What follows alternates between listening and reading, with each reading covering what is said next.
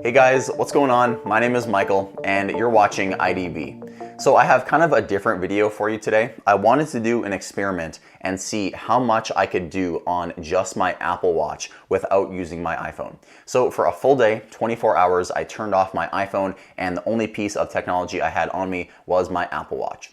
So the goal of this video is to show every single task I was able to accomplish with just my watch. And then at the end of the video, I'm going to tell you some scenarios where I still wish I had my iPhone. So let's go ahead and jump in right now. Just as a quick disclaimer before we get in, this is the Apple Watch Ultra, which means it is a cellular Apple Watch, and most of the things I do in this video would not be capable if I didn't have the cellular watch, so just keep that in mind. So it all starts with sleep tracking. I wear the Apple Watch to sleep, and while the sleep tracking metrics don't really give you any insightful information, in my opinion, in Apple Health, the one good thing about wearing your Apple Watch to sleep is the alarm. And if you guys wear your Apple Watch to sleep, you know exactly what I mean, especially if you have it on silent mode. The alarm is the best way to wake up in the morning. It's like someone is gently tapping you on the wrist. So that's how I start my day, with the alarm going off on my watch, and it's probably the best way to wake up. And then right after waking up on the watch, I open a new app that I discovered called Athletic. And Athletic takes all of your data from Apple Health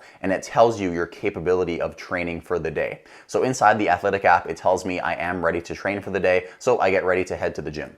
I then head downstairs and I get my water and coffee for the morning. I usually log every single liquid I have to drink throughout the day. I know it's a little bit OCD, but I like doing it. So I use an app on the watch called Waterminder, and every time I have a glass of water or anything to drink, I'm logging it in my Apple Watch, as being hydrated is really important. So this is your reminder to drink some water if you haven't recently. But yeah, every single time I have something to drink, I'm logging it in the Waterminder app on my watch. And then as I'm sitting on the couch enjoying my coffee, I open up the weather app to quickly check the forecast for the day, just so I know what I have to wear. And then just as I'm finishing up my coffee, I open up the Photos app on the watch. So I kind of feel this is an underrated app that not that many people use. I remember back in 2014, I think it was, when the first ever Apple Watch was being unveiled, the executive on stage said that it's kind of like having a little locket of photos always on you. So it's kind of a fun way to relive your memories. And then I head to the gym. The first thing I do when I get to the gym is connect my AirPods to the Apple Watch. I hadn't done this in quite a long time because I'm usually connecting my AirPods right to my iPhone. And the last time I did this, I remember just how slow it was. I had the first gen AirPods Pro and they took like 10 seconds to connect to the watch. But now when I put in my new second gen AirPods Pro, they connected almost immediately to the watch. With my AirPods connected to my watch, I was then able to stream some music. Now it's a little bit different because I didn't have my phone, so I was using cellular to stream Apple Music, and it's a pretty cool experience. I think this is honestly one of the best parts of having a cellular Apple Watch. To me, it just feels so futuristic. You have your Bluetooth headphones in, connected to your watch, and your watch is connected to a cell tower, able to stream up to 40 million songs on Apple Music. It's just such a cool experience, and I didn't really feel like I was missing out on anything because when I'm at the gym, I usually just let the playlist play through on my phone anyway. I'm not usually grabbing my phone and choosing a specific song. So streaming Apple Music on just the watch itself was a perfect experience for me. Once I'm ready to start my workout, I love using the new action button on my Apple Watch Ultra. So one press of the action button brings me into the workout app, and then from there I can start my traditional strength training workout. And during my workout, this is where I experienced the first major hiccup, you could say. So I usually don't touch my iPhone at all when I'm working out, except for one thing, and that is to open the Notes app and log my progress. For some reason, you can't use Siri on the watch to create a new note. You can do it on the phone, but for some reason, when I try to log a note on my Apple Watch, Siri just says, I can't help you with notes on the watch. So I had to find a way to work around this, and I used the Voice Memos app on the watch. And every time I finished a workout, I would speak into the watch and just tell it how many reps and sets I did for that workout. And then after the gym, I headed to the store to get my groceries for dinner. And as I got out of the car, I did that little leg tap that most people do to make sure they have their phone in their pocket. Throughout the day, it felt kind of weird not having my phone with me. And in the store, I use Apple Pay to pay for my purchases. I usually use Apple Pay just on my iPhone since I have it out anyway. I usually tap it up against the terminal, but Apple Pay on the watch works just as well. I tap it up against it, it pays, and it's done in about a second.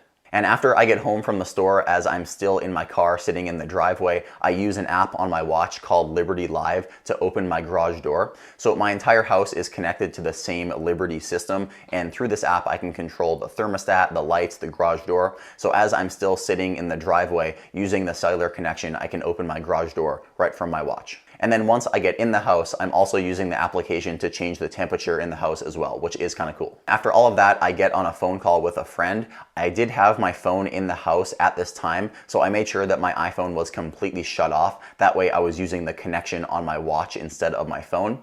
And the other person on the line said that I sounded crystal clear. He couldn't even tell that I was on my watch. So using a cellular Apple Watch to make a phone call, it connects almost instantly to the tower and the phone call is crystal clear. So using the watch for phone calls these days is a perfect experience in my opinion. And then after I got off the phone with Corey, I wanted to try something a little bit different. So because the goal of this video is to get as much as I can out of the watch, I figured I'd try out an application I have never tried before. So I opened up the Mindfulness application. This app actually used to be called Breathe. And I used some of the breathing exercises. It walks you through it on the watch. And it can be calming, it can relieve a little bit of stress. So if you want to calm down in your day, I'd recommend trying out the Mindfulness app on the watch. Next, I opened up an application on the watch called CardioBot. The first app I told you about for health and fitness was called Athletic, and that was kind of telling you your ability to train before you do any workouts. And CardioBot tells you your stats after you work out. So it gives you these things called heart points, and it's kind of a nice way to get insights into how active you are throughout the day. And if you want to check out any of these apps I mentioned, I'll have them linked in the description down below. It's now time for dinner, so I tossed my chicken in the oven and I need a timer going for this. So using the raise to speak function on the watch, where you kind of have to do an obvious raise gesture and then speak right into the watch, I'm able to tell Siri to start a timer for my dinner. And once the timer goes off and my dinner is ready, I then use an application on the watch called MyFitnessPal to log the calories in that meal. So usually when I'm not just using my watch, I'm using MyFitnessPal on my iPhone because it honestly works a lot better on the phone application, but it still is available on the watch, and it is kind of convenient that you can log your meals right from your wrist. And after I finish eating my dinner, I then want to turn on the Apple TV and watch a bit of Netflix. So the Apple Watch actually has a remote application, and I was able to control my Apple TV right from my watch. This is another one of those examples where it just feels so futuristic to be able to control your TV right from your wrist. And then the final thing I did on my watch for the day is I used Raise to Speak again, and then I used Siri to turn off all the lights in my home. The one thing I didn't cover in this video was notifications. So as I went throughout my entire day, I was getting a bunch of notifications on the watch. And the way the watch handles these is pretty good. I'd say the most common notification I got was a text message or an iMessage, and it's pretty easy to respond to those using the keyboard or dictation on the watch. I now want to quickly cover some of the scenarios where I still wish I had my iPhone on me. And as I said earlier, the first major hiccup I had was when I was trying to track my workouts. And it honestly was kind of annoying to speak into the voice memos app after every single workout I finished. And after my workout, I had to go and listen to each voice memo and input that data into my notes. So either Apple should add a dedicated notes app on the watch itself, or they could just add the option to create a new note using Siri on the watch. And the other thing I have written down here is lack of social media. So it was kind of annoying when I couldn't reach for my phone to check Twitter or Snapchat or Instagram. Honestly, I think it was kind of good for me to be off social media for a full day, but it was definitely annoying.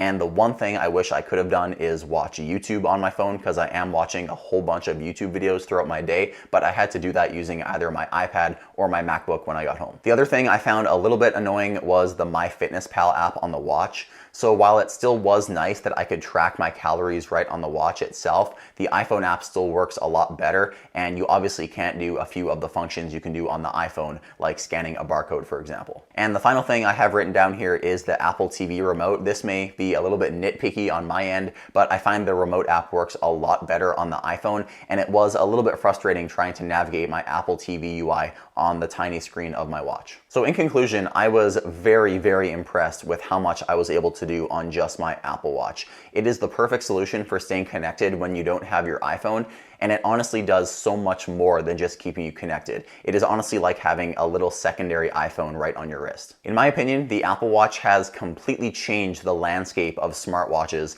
and what many people think a smartwatch is capable of, and this thing is only about 7 years old. So imagine what the Apple Watch is going to be able to do in another 7 years from now. It's honestly crazy to think about. So I hope you guys enjoyed this different style of video where I just sit down and casually talk to the camera. If you enjoyed this video or found it informative and helpful, please drop a like on it, as it does help us out quite a bit. My name is Michael with IDB. Thanks so much for watching, and I'll see you next time.